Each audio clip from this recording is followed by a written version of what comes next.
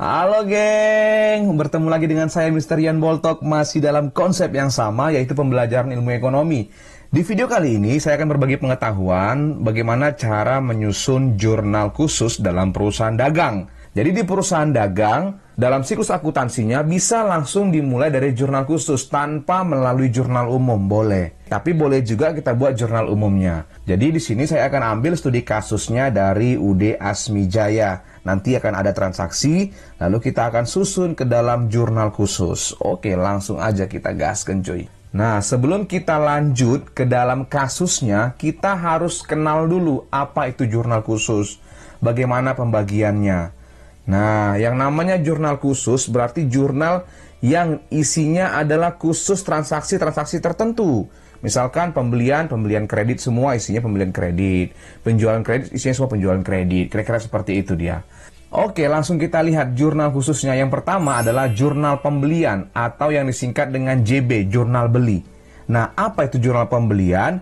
Jurnal pembelian ini adalah jurnal yang mencatat seluruh pembelian yang terjadi secara kredit atau pembelian yang belum dibayar. Apapun yang dibeli perusahaan kalau belum dibayar atau masih bersifat kredit, maka akan dikelompokkan ke dalam jurnal pembelian. Kemudian yang kedua, ada jurnal penjualan atau disingkat dengan JJ, jurnal jual. Jurnal penjualan ini adalah jurnal yang mencatat seluruh penjualan secara kredit. Nah, kenapa kita beri singkatan agar nanti mempermudah kita dalam mengidentifikasi transaksi-transaksi yang terjadi di dalam perusahaan tersebut. Kemudian ada jurnal kas masuk atau JKM atau jurnal penerimaan kas. Itu sama aja ya. Penerimaan kas masuk sama. Disingkat dengan JKM, jurnal kas masuk. Jurnal kas masuk ini adalah jurnal yang mencatat seluruh transaksi kas masuk atau setiap ada penambahan kas, maka akan dicatat ke dalam jurnal kas masuk. Seperti misalkan penjualan tunai, ya kan gitu dia. Penerimaan piutang, nanti masuknya ke dalam jurnal kas masuk atau jurnal penerimaan kas. Yang selanjutnya ada jurnal pengeluaran kas atau jurnal kas keluar. Disingkat dengan JKK, jurnal kas keluar. Jurnal kas keluar ini adalah jurnal yang mencatat seluruh transaksi kas keluar. Kebalikan dari jurnal kas masuk cuy. Misalkan pembayaran gaji atau pembayaran listrik, pembayaran beban, atau pembelian tunai atau bayar utang. Nah, setiap ada kas keluar maka akan dicatat ke dalam jurnal kas keluar atau jurnal pengeluaran kas. Nah, yang terakhir ada yang namanya jurnal umum. Jurnal umum yang terdapat dalam jurnal khusus itu mencatat transaksi-transaksi yang tidak dapat dibukukan ke dalam jurnal khusus. Seperti apa? Retur pembelian ataupun retur penjualan. Jadi kalau ada pertanyaan, ada berapa jurnal khusus? Ada 4 cuy. Ya, jurnal pembelian, penjualan, jurnal kas masuk, jurnal kas keluar. Nah, transaksi-transaksi yang tidak dapat dibukukan ke dalam 4 jurnal khusus tersebut, maka akan dicatat ke dalam jurnal umum. Itu dia cuy. Wow, mudah banget. Sekarang langsung aja kita masuk ke studi kasusnya cuy. Nah, di sini ada transaksi UD Asmijaya selama Desember 2023 sebagai berikut. Nah, di sini kita sambil menganalisis atau mengidentifikasi digolongkan ke dalam jurnal khusus apa transaksi tersebut ya. Kita mulai tanggal 1 Desember. Dibeli barang dagang dari toko Merpati seharga 18 juta dengan syarat. Nah, kata kuncinya adalah dibeli ada syarat. Berarti pembeliannya bersifat kredit. Kalau pembeliannya bersifat kredit, maka transaksi tanggal 1 akan dicatat ke dalam jurnal pembelian. Maka kita kasih simbol dia JB. Nah, itu dia. Tanggal 2 Desember, diterima pendapatan sewa gudang sampai dengan Mei 2024 sebesar 9 juta. Diterima pendapatan sewa gudang. Berarti ini kita terima uang. Berarti ada kas masuk. Maka tanggal 2 Desember masuk JKM, jurnal kas masuk. Wow, mudah banget. Nah, tanggal 4 Desember, dijual barang dagang kepada Tuan Ari seharga 21 juta dengan syarat 2/10 dan 1/30. Dijual ada syarat cuy. Berarti masuk ke dalam penjualan kredit. Maka digolongkan ke dalam jurnal jual atau jurnal penjualan, JJ. Nah, jadi kalau ada syarat itu membuktikan transaksinya bersifat kredit ya. Udah tahu ya, 2/10 dan 1/30. akan diberi potongan 2% apabila pelunasannya kurang lebih dari 10 hari setelah hari transaksi. Lewat 10 hari, N, tidak ada potongan. Batas pelunasan paling lama 30 hari. Itu dia. Gampang lah itu ya. Kemudian tanggal 5 Desember, dibeli peralatan toko dari toko Jepara seharga 7.200.000 dengan syarat N/30. Dibeli ada syarat, berarti jurnal pembelian, JB, pembelian kredit. Nah, N/30 ini artinya batas pelunasan paling lama 30 hari setelah hari transaksi, itu dia. Tanggal 7 Desember dibeli barang dagang dari toko Bangau seharga 15 juta tunai, dibeli tunai. Berarti uang kita keluar, kas kita keluar, maka masuk ke dalam jurnal kas keluar, yaitu JKK. Tanggal 8 Desember dibayar gaji karyawan, berarti kas kita keluar, jurnal kas keluar atau jurnal pengeluaran kas. Maka tanggal 8 Desember JKK. Kemudian tanggal 9 Desember diterima pengembalian barang dagang dari Tuan Ari atas transaksi penjualan tanggal 4 Desember seharga 900.000. Berarti terjadi di sini adalah retur. Retur apa? Retur penjualan. Diterima pengembalian barang atas penjualan. Berarti kalau retur penjualan maka masuk ke dalam jurnal umum atau JU. Wow, mudah banget.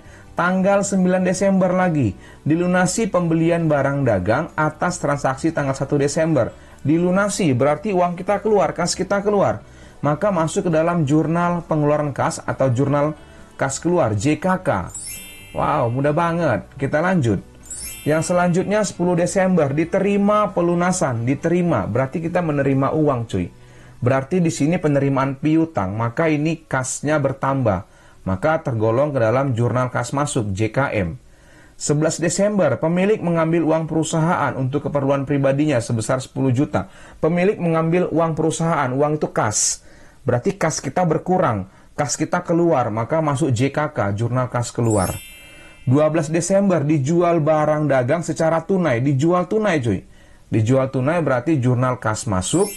13 Desember, dibeli barang dagang dari toko Beo seharga 16 juta. Dengan syarat 2/10 N/30. Berarti dibeli ada syarat, maka pembelian kredit masuk ke dalam jurnal beli atau JB. Tanggal 14 Desember dijual barang dagangan kepada Tuan Ari seharga 9 juta. Syaratnya 2/15 N/30.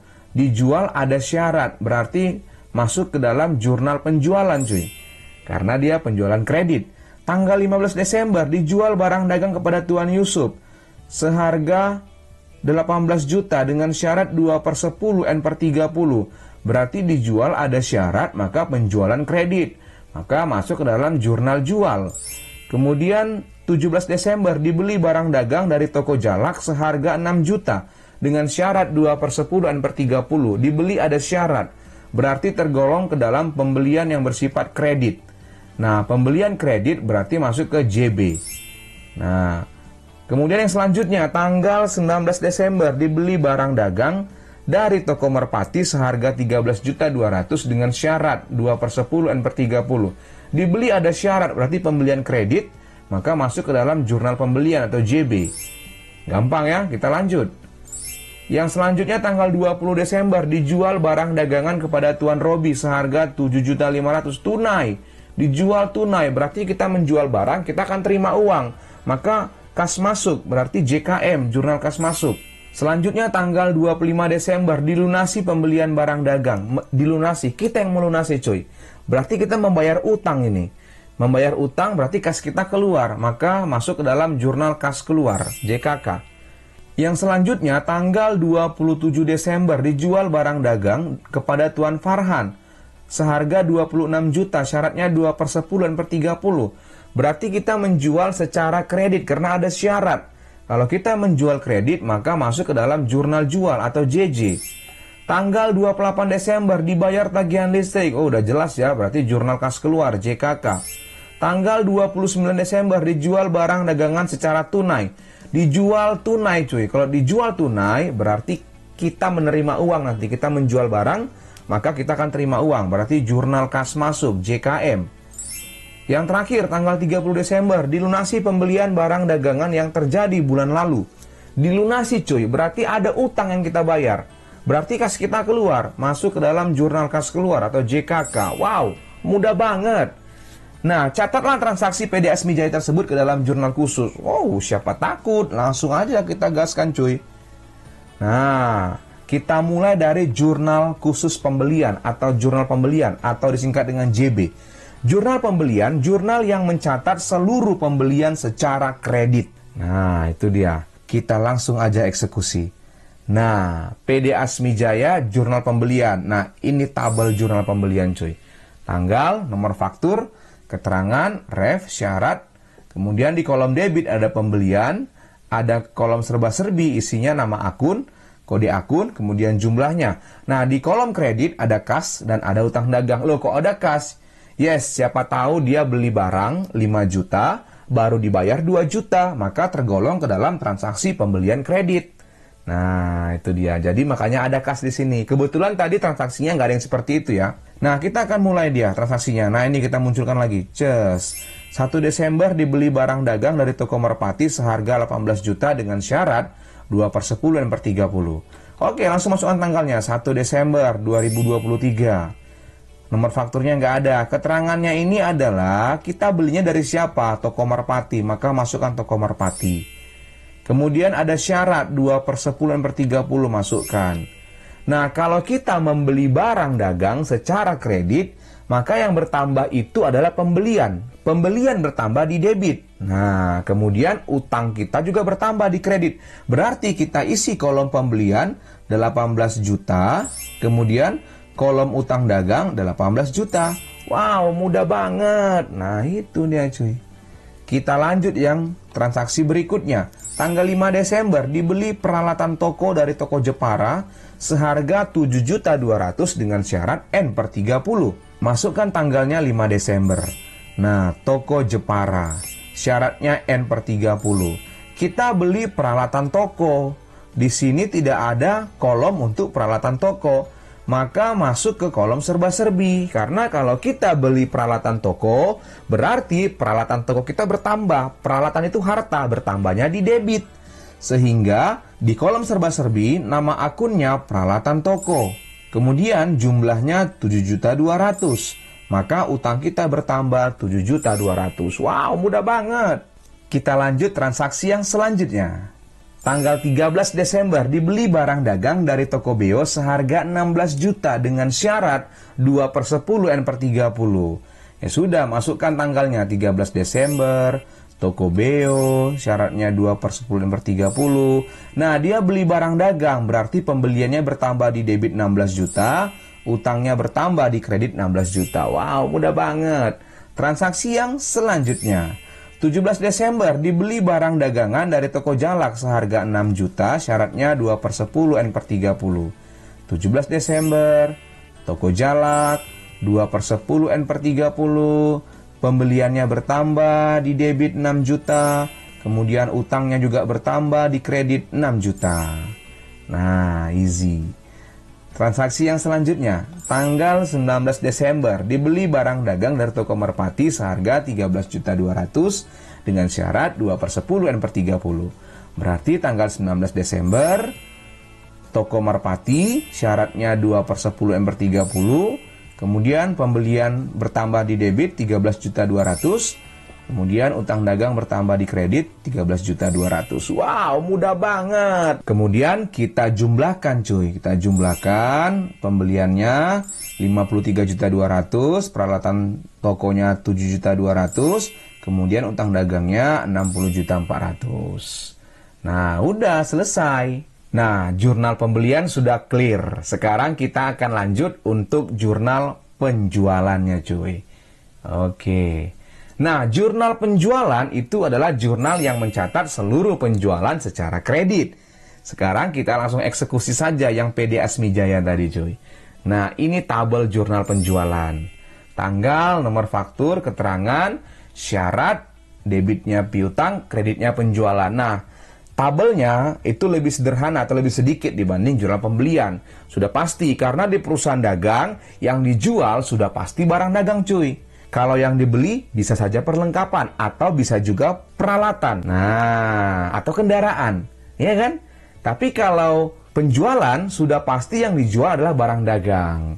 Makanya cuman ada piutang dagang di debit, dan penjualannya di kredit. Oke, langsung kita eksekusi. Transaksi yang pertama, tanggal 4 Desember dijual barang dagang kepada Tuan Ari seharga 21 juta dengan syarat 2/10/30. Nah, caranya sama cuy. Masukkan tanggal 4 Desember, ya kan? Keterangannya apa? Tuan Ari. Syaratnya masukkan 2/10/30. Berarti kalau kita jual barang dagang secara kredit, maka piutang kita bertambah di debit, penjualan kita bertambah di kredit. Itu dia, karena kita belum terima duitnya cuy. Iya kan? Bukan lagi. Transaksi yang selanjutnya, 14 Desember, dijual barang dagangan kepada Tuan Ari lagi, seharga 9 juta dengan syarat 2/15/30. 14 Desember, Tuan Ari lagi, syaratnya 2/15/30, piutang dagangnya bertambah 9 juta di debit, penjualannya juga bertambah 9 juta di kredit. Oke, selesai. Kita lihat lagi transaksi yang selanjutnya. Tanggal 15 Desember dijual barang dagang kepada Tuan Yusuf seharga 18 juta dengan syarat 2/10/30. Tanggal 15 Desember, Tuan Yusuf, syaratnya 2/10/30, piutangnya bertambah 18 juta di debit, penjualannya bertambah 18 juta di kredit. Wow, mudah banget. Transaksi yang selanjutnya, 27 Desember dijual barang dagang kepada Tuan Farhan seharga 26 juta dengan syarat 2/10/30. Tanggal 27 Desember, ya kan? Kemudian Tuan Farhan 2/10/30. Maka jual barang dagang secara kredit, piutangnya bertambah di debit 26 juta, penjualannya bertambah di kredit 26 juta. Lalu kita jumlahkan. Nah, harus sama nih jumlah debit dan jumlah kredit. Sudah pasti sama ya, 74 juta. Wow, mudah banget. Udah clear jurnal penjualan cuy. Kita lanjut, yang berikutnya adalah jurnal penerimaan kas atau jurnal kas masuk, yaitu jurnal yang mencatat seluruh transaksi kas masuk. Oke? Nah, langsung aja kita gaskan. Nah, ini dia tabelnya cuy. Di kolom debitnya ada kas, potongan penjualan. Di kolom kreditnya ada penjualan, piutang dagang, dan serba-serbi. Nama akun, ref, dan jumlah. Udah pasti ya kan penjualannya di kredit. Karena kalau kita jual tunai, kas yang kita terima cuy. Nah, itu dia cuy. Oke, kita gaskanlah transaksinya. Cus. Tanggal 2 Desember diterima pendapatan sewa gudang sampai dengan Mei 2024 sebesar 9 juta. Berarti kalau kita buat ini ke dalam jurnal, maka kas kita di debit, pendapatan sewa kita di kredit, kan gitu kan? Atau boleh juga kas di debit, kemudian sewa diterima di muka di kredit, boleh juga. Nah, sama aja, yang mana aja boleh tuh. Oke? Berarti kita masukkan tanggal 2 Desember, keterangannya ini nggak ada ya, karena tidak ada nama perusahaannya. Berarti kas kita bertambah 9 juta di debit. Nah, di kreditnya tidak ada kolom untuk pendapatan sewa. Maka masuk ke kolom serba-serbi, nama akunnya pendapatan sewa, jumlahnya 9 juta. Wow, mudah banget. Iya dong, gampang. Paham ya? Yang ini paham. Artinya, kalau yang kita terima itu di luar penjualan tunai, maka akan masuk ke dalam kolom serba-serbi. Itu dia. Jadi pendapatan sewa ini tergolong ke dalam pendapatan non-operasional. Gitu dia cuy. Kita lanjutlah transaksi yang berikutnya. 10 Desember diterima pelunasan dari Tuan Ari atas transaksi penjualan barang dagang tanggal 4 Desember. Kita munculkan lagi penjualan barang dagang tanggal 4 Desember. Nah, tanggal 4 Desember dijual barang dagang kepada Tuan Ari seharga 21 juta dengan syarat 2/10/30. Nah, kemudian ada nggak di retur? Kita cek dulu cuy, ada nggak di retur? Oh, ada cuy. Tanggal 9 Desember diterima pengembalian barang dagang dari Tuan Ari atas transaksi penjualan tanggal 4 Desember seharga 900.000. Tadi kan kita jualnya kan 21 juta, di retur 900.000. oleh si pembeli. Berarti kan piutang kita kan tinggal 20 juta 100 lagi ya. Nah iya 20 juta 100. Berarti dapat potongan nggak dia? Tanggal 4 Desember kita jual, ya kan? Kita jual 4 Desember, kita kasih syarat. Kemudian tanggal 10 Desember si customernya melunasi kepada kita. Nah, dapat potongan ya, karena tanggal 4 ke tanggal 10 nggak sampai 10 hari. 5, 6, 7, 8, 9, 10. Cuma 6 hari coy. Berarti dapat potongan sebesar 2% dikali 20 juta 100, yaitu berapa? 402.000. Nah, kenapa 20 juta 100? Karena sudah diretur 900.000 cuy. Itu dia.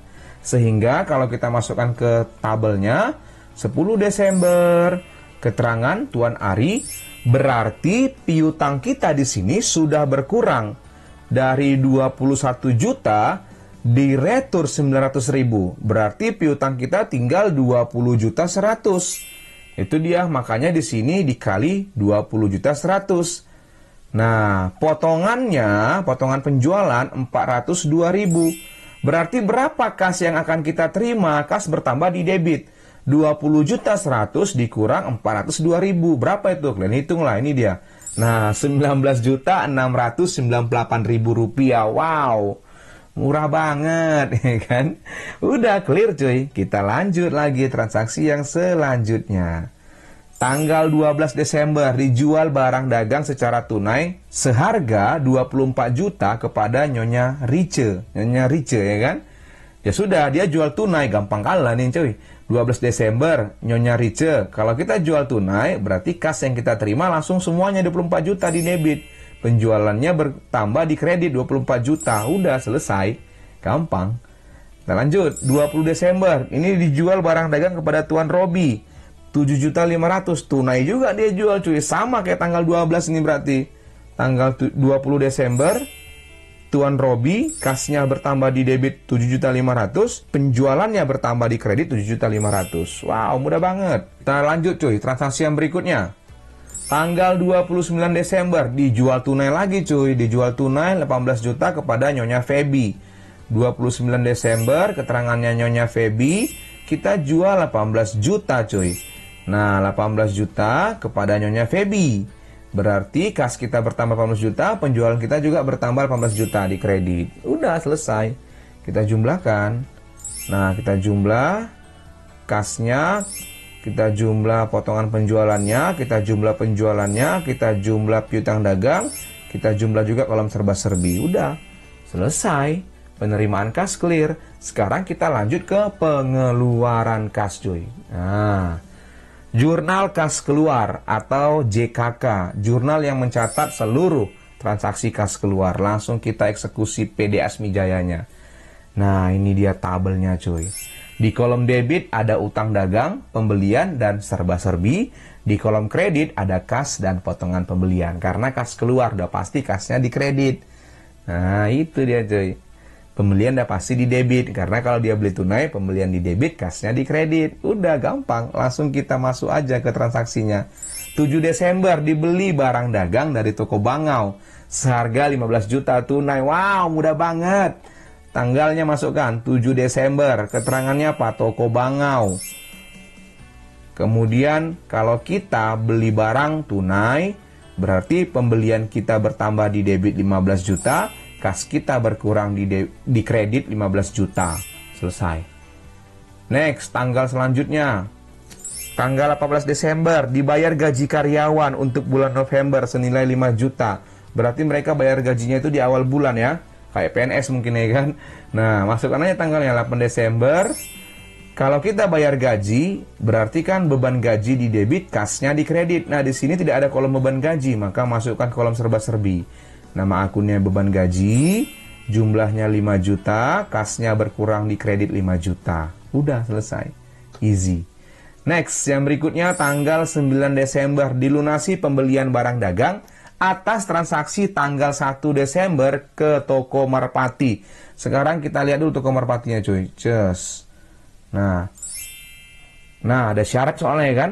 1 Desember dibeli barang dagang Toko Merpati 18 juta dengan syarat 2/10 N/30. Tanggal 1 ke tanggal 9 belum sampai 10 hari. Berarti kita dapat potongan cuy.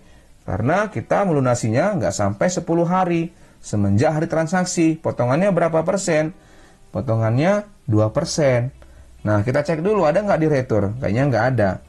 Nggak ada di retur ya. Maka potongannya itu adalah 18 juta dikali 2%. Ya kan? Karena 2/10. Berarti potongannya Rp360.000. Ya sudah, kita masukkan aja ke tabelnya tanggalnya. Keterangannya apa? Toko Merpati. Nah, di sini kita kan bayar utang. Tanggal 1 kita beli 18 juta. Ada syaratnya 2/10 N/30. Tanggal 9 kita lunasi. Dan tidak ada retur pembelian. Berarti utang kita berkurang 18 juta. Utang berkurang di debit. Utangnya berkurang 18 juta. Nah, kemudian ada potongan 360.000. Kita masukkan dulu potongan pembeliannya. Potongannya bertambah di kredit 360.000. Nah, berarti berapa kas yang kita keluarkan atau yang kita bayarkan? 18 juta dikurangkan dengan 360.000, yaitu berapa? 17.640.000 rupiah. Udah, gampang. Ya kan? Utang dagang di debit, kemudian kasnya di kredit, potongan pembeliannya di kredit. Gampang. Wow, mudah banget. Kita lanjut. Tanggal 11 Desember, pemilik mengambil uang perusahaan untuk keperluan pribadi sebesar 10 juta. Besar kali kok ambil 10 juta ya kan, untuk keperluan pribadi. Mau depo dia mungkin ya kan. Nah, masukkannya tanggalnya cuy, masukkan tanggalnya, ya kan, keterangannya kosong. Kalau kita jurnal kan, prive di debit, kas di kredit, kan gitu dia. Nah, prive-nya nggak ada di sini, masuk kolom serba-serbi. Berarti prive ASMI, 10 juta jumlahnya, kasnya berkurang di kredit 10 juta. Udah, selesai. Kita lanjut. Transaksi yang berikutnya tanggal 25 Desember. Dilunasi pembelian barang dagang 13 Desember kepada Toko Beo. Berarti ada nih pembelian tanggal 13 Desember. Coba kita munculkan dulu. Nah, tanggal 13 Desember kita membeli barang dagang dari Toko Beo seharga 16 juta dengan syarat 2/10 N/30. Kalau kita hitung-hitung dari tanggal 13 ke tanggal 25, lebih dari 10 hari ya kan? Kalau kita lihat tidak ada potongan. Nah, iya benar, tidak dapat potongan. Berarti kita langsung bayar utang kita nilainya 16 juta. Maka tanggal 25 Desember, Toko Beo, utang kita langsung berkurang di debit 16 juta karena kita bayar tanggal 25 ini tidak dapat potongan karena melebihi syarat. Nah, kemudian kas kita berkurang 16 juta kredit. Dah, selesai cuy. Gampang. Gampang kali nih cuy. Next, transaksi berikutnya. Tanggal 28 Desember. Aduh, dibayar tagihan listrik. Sama ini kayak tadi bayar gaji ya. Berarti tanggal 28 Desember, maka beban listrik dan telepon di kolom serba-serbi jumlahnya 2 juta, kasnya berkurang kredit 2 juta. Udah selesai. Kita masuk transaksi yang selanjutnya cuy. Tanggal 30 Desember, gampang. Dilunasi pembelian barang dagang yang terjadi bulan lalu secara tunai. Seharga 12 juta dari Toko Dara. Maka kita masukkan tanggal 30 Desember, Toko Dara, kita bayar utang. Berarti utang kita berkurang 12 juta, kas kita berkurang 12 juta. Wow, mudah banget. Lalu kita jumlahkan cuy. Jumlahkan utangnya, pembeliannya, kemudian kolom serba-serbinya, kemudian kolom kas dan kolom potongan pembelian. Udah selesai jurnal pengeluaran kas, udah clear, gampang kali jurnal khusus ini cuy, gampang. Oke, kita lanjut. Nah, yang terakhir untuk jurnal umum. Apabila ada transaksi yang tidak dapat dibukukan ke dalam jurnal khusus, yaitu apa? Retur. Baik retur pembelian maupun retur penjualan. Oke, langsung kita lihat ini. Nah, PD Asmi Jaya, jurnal umum. Udah pasti tahu lah kan tabelnya kayak mana. Tanggal keterangan ref debit kredit. Kita lihat, ada nggak retur di sini transaksinya? Ada tanggal 9. Diterima pengembalian barang dagangan dari Tuan Ari atas transaksi penjualan tanggal 4 Desember. Tanggal 4 Desember kita jualnya kredit cuy. Nah, berarti kan piutang penjualan. Kalau kita retur, berarti piutang kita berkurang. Retur penjualannya bertambah di debit. Maka tanggal 9 Desember, retur penjualannya di debit 900.000, piutang dagang di kredit 900.000, keterangannya Tuan Ari. Nah, lalu kita jumlahkan. Udah selesai. Wow, mudah banget. Udah selesai cuy. Nah, kita sudah selesai membuat jurnal khusus untuk perusahaan dagang PDAS Mijaya. Nah, setelah ini saya akan buat lagi yang namanya buku besar utama dan buku besar pembantu. Nah, dengan studi kasus yang sama cuy, di part yang kedua, oke? Terima kasih sudah mempercayakan channel Rian Boltok dalam proses pembelajaran ilmu ekonomi akuntansi. Semoga kalian sehat selalu dan sukses dalam setiap studi dan karir kalian. 3, 2, 1, go, close the door. Bye-bye.